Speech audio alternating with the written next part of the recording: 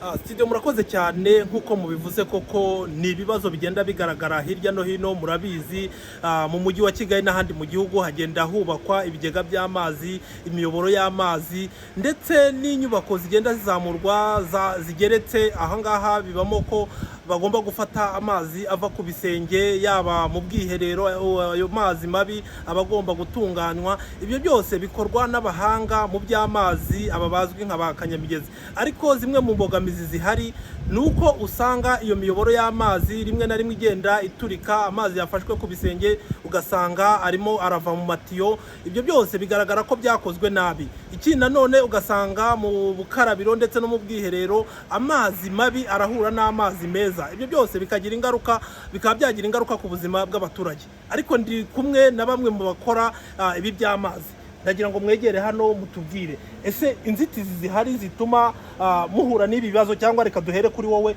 inzitizi zituma aka kazi kanyu gapfa ni izihe, byagenze gute? Murakoze. Inzitizi duhura nazo ni uko tugera kuri teri tugasanga hari abantu bagiye bateranya amatiyo batarabyigiye bikatwitirirwa, ariko niyo mpamvu twashyizeho urugaga ruzajya rwigisha abo bantu batabyize bakabaha n'impamyabumenyi. Ikindi duhura nacyo ni uko tugera kuri teri bakadusuzugura nk'igitsina gore, kandi twebwe twabyize twiyumvamo ubushake tunabikora neza, ariko iyo tuhageze baradusuzugura. Niyo mpamvu rero bagomba kuduha abaterankunga badutera inkunga ku buryo natwe twazamuka nk'igitsina gore. Murakoze. Ubwo ntimugirwe icyizere ariko bizanuka. Yego, ndagira ngo nawe nkuganirize, mwebwe mubona uku gukora uyu mwuga mu buryo butanoze, cyane cyane abo muvuga bigirize ingaruka yaba ku muntu wiyubakiye inzu ndetse n'abaturage bakeneye ayo mazi meza? Murakoze cyane.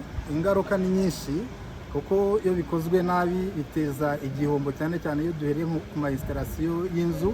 Iyo wisitaye inzu nabi amazi agacengera mu nkuta cyangwa se amazi ntagende neza nk'uko bikwiye, inzu irangirika ugateza igihombo kuri nyir'inzu, cyangwa se yaba ari ugukwirakwiza amazi mu kubaka imiyoboro ugateranya amazi amatiyo atangana cyangwa adahuje karite uburyo bwo kuyateranya. Ibyo byose biteza ingaruka, ariko biterwa n'ubumenyi bukeya ababikora baba bafite. Hakorwa iki rero, ni iki muri gukora?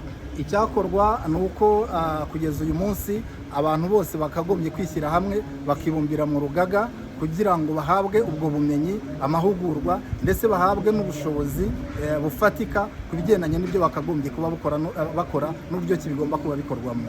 Yego, rero izo yenda nababwira ko izo ni zimwe mu nyubako z'abaturage ku giti cyabo ubona zarangiritse, ariko noneho hakaba n'inyubako za leta. Twagiye tubona ibitaro hano mu mujyi wa Kigali usanga imiyoboro itwara imyanda nayo iba yarangiritse, ariko ndi kumwe n'umuyobozi w'urugaga. Ndagira ngo wegere ahangaha, hari gukorwa iki kugira ngo ibibazo biranduke burundu? Icya mbere kiri gukorwa ni uko twashinze urugaga kugira ngo twishyire hamwe dukore umwuga wacu mu buryo bunoze, kandi n'ababikora nabi wenda kubera ubumenyi bukeya dufite porogaramu yo kubigisha twayitangiye mu myaka 2 ishize. Uyu mwaka nawo izabaho kuko tuyikora buri mwaka, tugatumira abexpert bavuye hanze bakaza bakaduhugura, tugakora amapulatike ajyanye na plumbing na tekinoloji zigezweho. Abapulamba rero dufite mu rugaga ubwo bumenyi n'ubushobozi barabufite, ahubwo abo ngabo babikora nabi ni ababa nyine bari ahandi bagumya kwigira bagahuru ntibashake gukorana n'abandi, ariko twebwe ibyo dukora byo n'abamambure bacu tubikora neza kuko ubumenyi n'ubushobozi turabutanga tukanabuhabwa. Murakoze cyane, ndabindi tubaza kubigaruka.